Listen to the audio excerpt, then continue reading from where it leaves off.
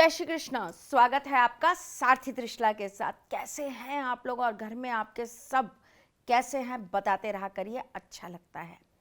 2020 तो बाबा रे कितनी प्रॉब्लम्स लेकर आया था और कितनी सारी चीज़ों को उथल पुथल कर गया था। पर अब आ रहा है 2021 और भाई जब कुछ इतना बुरा हो जाए ना तो हमें ये चीज़ समझ लेनी चाहिए कि आने से पहले कुछ चीज़ों के लिए उपाय प्री करके रख लो।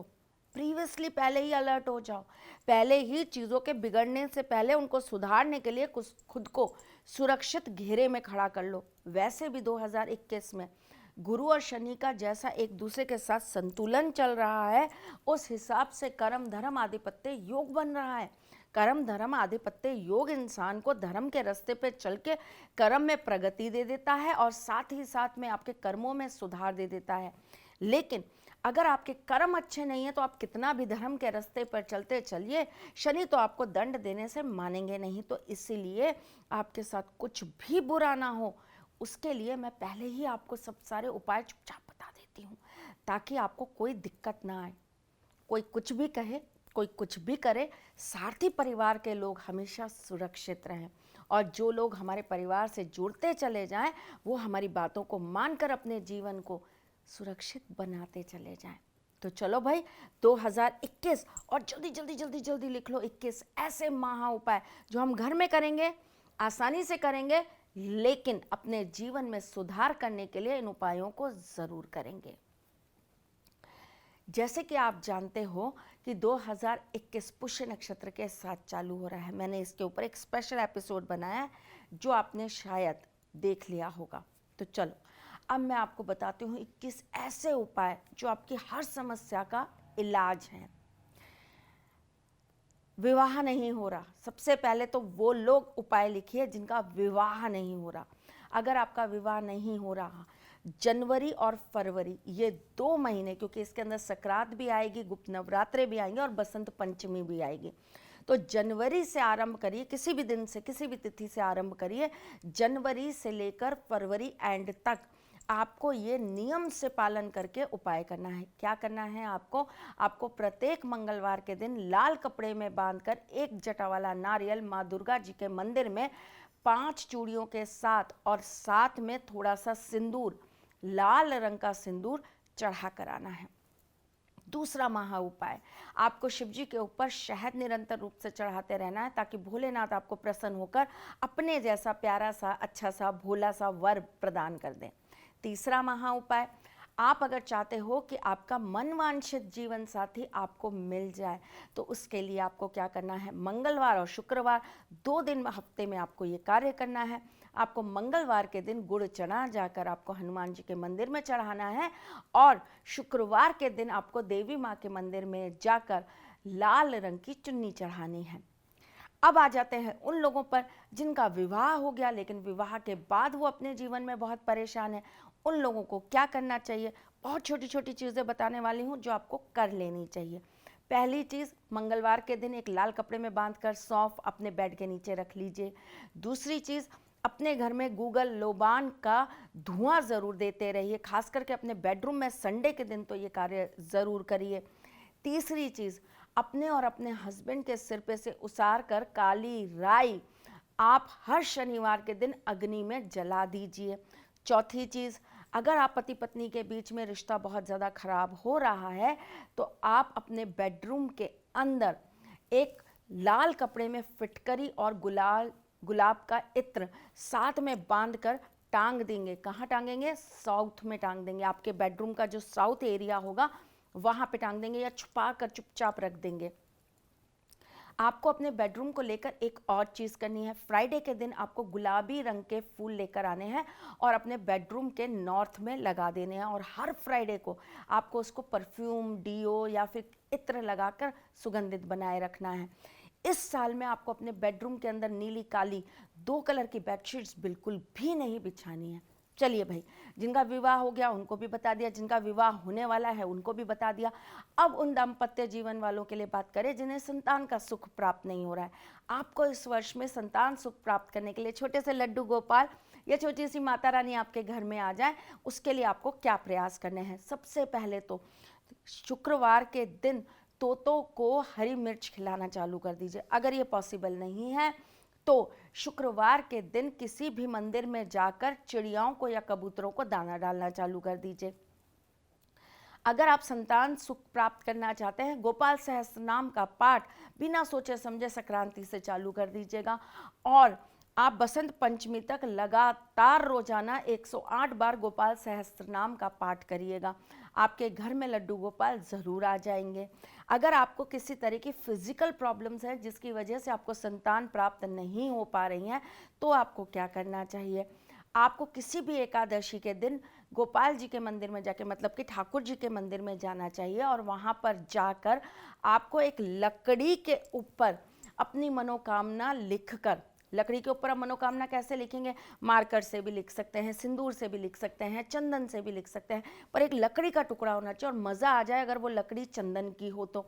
चंदन की लकड़ी के ऊपर अपनी मनोकामना पूर्ति के लिए आप उनके ऊपर लिखिएगा कि मेरे घर में भी जल्द एक लड्डू गोपाल आ जाए। अपना और अपने हस्बैंड का नाम लिख के उनके समक्ष, उनके चरणों में चढ़ाइएगा। साथ ही साथ में उनको एक पीताम्बरी रंग का वस्त्र ज़रूर पहनाइएगा।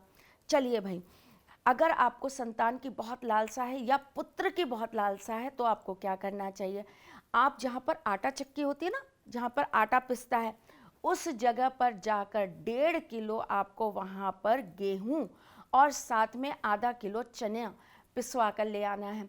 उस आटे की आपको रोटी बनाकर अंधे लोगों को शनिवार के दिन खिलानी है।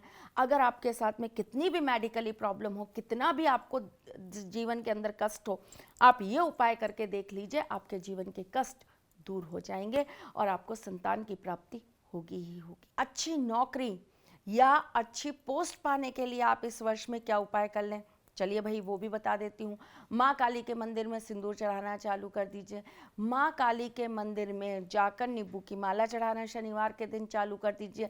शनिवार के दिन पीपल के पेड़ के नीचे मिट्टी का दिया लगाकर उसमें थोड़े से काले तिल और थोड़ी सी काली उड़द और साथ में एक तिल डालकर वहाँ पर जलाना चालू कर दीजिए। उसके बाद 27 परिक्रमा आप पीपल के पेड़ की लगाइए और अपनी मनवांछित इच्छा उनके सामने बोलाइए।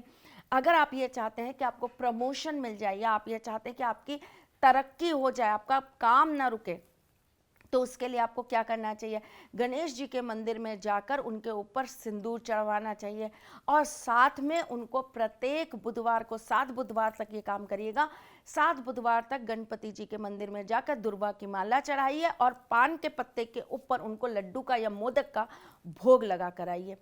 अगर आपके बनते बनते काम बिगड़ जाते हैं, जीवन में असफलता बहुत मिल रही है, जीवन में आप हर चीज़ को लेकर बहुत ज़्यादा परेशान हो रहे हैं, तो आपको क्या करना चाहिए, मूली का, बैंगन का दान करना चाहिए और वो भी शनिवार के दिन करना चाहिए। आपको शनिवार के दिन किसी भी पेड़ के ऊपर जाकर आपको अपनी मनोकामना एक लाल कपड़े में लिखकर बांध कर आ जानी चाहिए। आपको चौराहे पर 7 तिल्ली के तेल के दीपक और साथ में एक कचौरी के अंदर आपको दही डाल के शुक्रवार के दिन जलाना चाहिए और अपनी मनोकामना सिद्धि के लिए आपको बोल कर आना चाहिए। अगर आपके जीवन के अंदर रुकावटें बहुत हैं, आपके बच्चों के जीवन के अंदर रुकावटें बहुत हैं, आपके घर में कोई भी काम आपका बनता नहीं है, तो आपको क्या करना चाहिए, आपको किसी धार्मिक स्थल पे जाकर एकादशी के दिन 11 तुलसी के पौधे रोपण कराने चाहिए। अगर आपके बच्चों के जीवन के अंदर चीज़ें बन ही नहीं पा रही हैं और वो बहुत ही ज़्यादा नेगेटिव हो गए हैं, गलत रास्ते पर चले गए हैं, तो आपको क्या करना चाहिए, तो आपको अपने बच्चों से, अगर आपके बच्चे करते तो बहुत अच्छी बात है, बच्चे नहीं करे तो आपको करना चाहिए। आपको शुक्रवार के दिन भैरव बाबा के मंदिर में जाकर आपको इमरती और दही ज़रूर से चढ़ाना चाहिए। साथ ही साथ में वहीं बैठकर आपको भैरव चालीसा का पाठ करना चाहिए। आपको उसके बाद में रविवार के दिन एक तांबे के लोटे के अंदर दूध भरकर चौराहे पे रखाना चाहिए। ये एक तरीके से विष क्रिएट हो जाता है और जब बच्चों की ज़िंदगी के अंदर नशा विष की तरह घुलने लग जाता है या वो गलत संगति में विष में आ जाते हैं, तो ये एक टोटका होता है उनकी ज़िंदगी से उस विष को ख़त्म करने का, क्योंकि कहते हैं ना, जहर ही जहर को मारता है। तो यहाँ पर आपको ये राहु का और साथ में आपको चंद्र का उपाय करना पड़ेगा ताकि ये विष खत्म हो जाए। चलिए भाई, अगर आपकी ज़िंदगी के ये सारे कष्ट दूर हो गए हो तो अब हम माँ लक्ष्मी को प्रसन्न कर लेते हैं। जिनको भी आर्थिक दिक्कतों का सामना हो रहा है, जो अपनी ज़िंदगी के अंदर हर चीज़ में पैसों को लेकर तंगी में आ रहे हैं, कर्जे में आ गए हैं, उन लोगों को क्या करना चाहिए? बहुत सरल सा उपाय बता देती हूँ। गुप्त नवरात्रों से पहले आप अपनी तिजोरी के अंदर लाल कपड़े में थोड़ी सी फिटकरी, थोड़ा सा सेंधा नमक, साथ में आप 2 लाल मिर्च और साथ में आप अपने थोड़ी सी राई अपनी जो है तिजोरी के अंदर स्थापित कर दीजिए। जब आपके गुप्त नवरात्रे चालू हों तब उससे पहले, यानी कि गुप्त नवरात्रे से एक दिन पहले आप क्या करेंगे, आप वो पोटली उसमें से निकाल लेंगे, अपनी तिजोरी के सामने खड़े होकर एंटी क्लॉकवाइज 7 बार घुमाएंगे और ले जाकर उसको किसी अग्नि में जला देंगे। ये कार्य वैसे आप संक्रांति पे भी कर सकते हैं। अभी अगर आप मेरा एपिसोड देखकर जल्दी से ये काम कर लेते हैं तो संक्रांति पे जो आपकी अग्नि जलती है ना, लोहड़ी पे जो अग्नि जलती है, उसमें भी आप ये पोटली डाल सकते हैं। तो आपके घर में धन की बरकत होने लगेगी। धन की बरकत को बढ़ाने के लिए आपको महालक्ष्मी जी को प्रसन्न करने के लिए लगातार 41 दिन तक महालक्ष्मी के किसी मंत्र के साथ में शाम को बैठ के लाल कपड़ों में लाल आसन पर आपको रोजाना स्फटिक की माला से 108 बार जाप करना चालू कर देना चाहिए।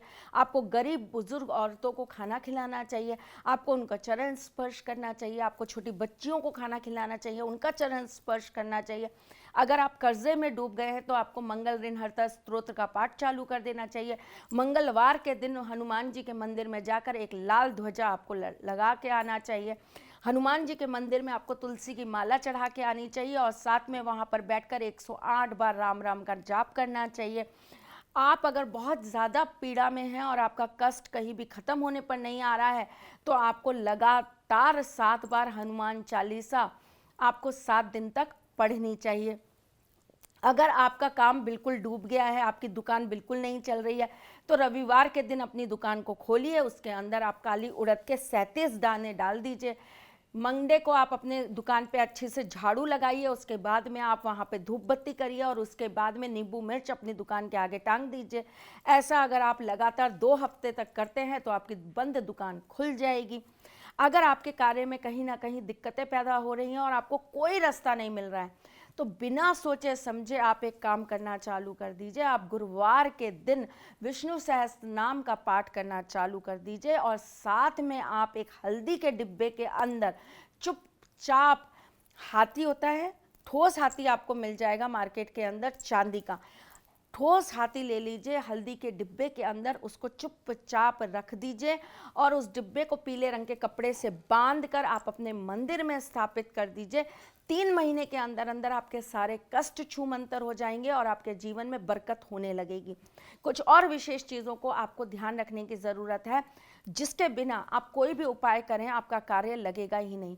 आपको किसी के साथ में भी अपशब्द नहीं बोलना है, आपको किसी का दिल नहीं दुखाना है, आपको मन वचन या कर्म से किसी का बुरा नहीं करना है, आपको इस साल के अंदर किसी के साथ अभद्र व्यवहार नहीं करना है, आपको अपने ससुराल वालों की पूरी रिस्पेक्ट करनी है, चाहे लड़का हो चाहे लड़की हो। मैं दोनों के लिए बोल रही हूँ ये बात।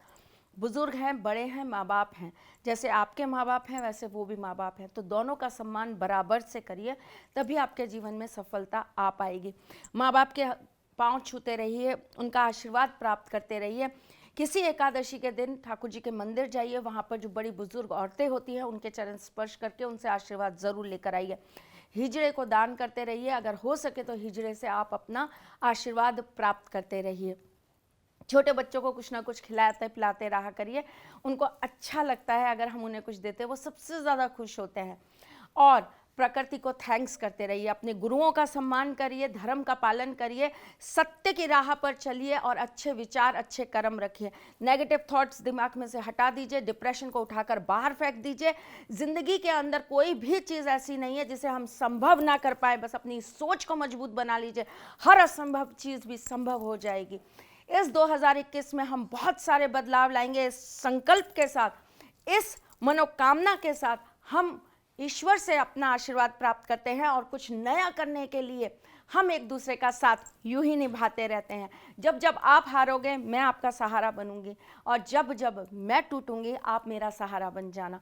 बस इसी तरह देखना जीवन का सफ़र कट जाएगा और हम एक दूसरे के साथ एक मजबूत और एक बुलंद रिश्ता बना लेंगे। हर रिश्ते के अंदर मजबूती आ जाएगी और प्रेम आने लगेगा। बस ठाकुर जी और माँ राधा का आशीर्वाद लीजिए, समस्त देवी देवताओं को प्रणाम करिए, नए वर्ष का सुस्वागतम करिए। हमारे घर में हमेशा बरकत रहे, हमारे घर में हमारे बड़ों का आशीर्वाद हमेशा बना रहे, हमारे बच्चे हमेशा खिलखिलाते मुस्कुराते रहें, हम एक दूसरे से सदा सर्वदा प्यार करते रहें। हमें ज़्यादा नहीं दीजिए पर इतना दीजिए कि हे दाता इतना तो दीजिए कि जा मैं कुटुंब समाए, मैं भी भूखा ना रहूं और साधु ना भूखा जाए। तो बस इसी अभिलाषा के साथ मांगना चालू करिए, ज़रूर हमारी प्रार्थनाएं पूरी होंगी, ज़रूर इस सारथी परिवार से जुड़े एक एक इंसान की मनोकामना पूर्ण होगी। ये विशेष आशीर्वाद मैं अपने ठाकुर जी से आपके लिए मांगती हूँ। आप साथ निभाते रहिएगा और जल्द आइएगा, क्योंकि मैं लेकर आऊँगी कुछ नया, कुछ अलग, कुछ अद्भुत। तब तक के लिए मुस्कुराते रहिएगा, रिश्तों में मजबूती बना के रखिएगा, अपने साथी के साथ में जुड़े रहिएगा, प्यार देते रहिएगा, प्यार लेते रहिएगा, ख्याल रखिएगा अपना भी और उनका भी जिनसे आप प्यार करते हैं। कुछ रह गया हो भैया जो मैं नहीं बता पाई हूँ तो प्लीज़ कमेंट बॉक्स में बता दीजिएगा, मैं फिर कुछ नया लेकर आपके सामने प्रस्तुत हो जाऊंगी। ख्याल रखिएगा, हैप्पी न्यू ईयर और आप बहुत खुश रहे, बस इसी मनोकामना के साथ। जय श्री कृष्ण। में विश्व विख्यात नाम है। ज्योतिष शास्त्र में पीएचडी मां त्रिशला पिछले 22 वर्षों से ज्योतिष की सभी परंपरागत विधाओं के साथ साथ अनेक दुर्लभ गूढ़ विधाओं जैसे परछाई एवं लफ्ज के अध्ययन से अपनी सटीक भविष्यवाणी और पूर्वानुमान के लिए विख्यात हैं। अपने उपायों द्वारा लाखों लोगों का जीवन संवार चुकी मां त्रिशला लगातार 2016 से ज्योतिष विभूषण अवार्ड प्राप्त कर रही हैं। साल 2018 में उन्हें उत्तराखंड के मुख्यमंत्री त्रिवेंद्र सिंह रावत ने ज्योतिष विभूषण अवार्ड से सम्मानित किया था और साल 2016 में उन्हें राजस्थान में बेस्ट एस्ट्रोलॉजर के अवार्ड से नवाजा जा चुका है।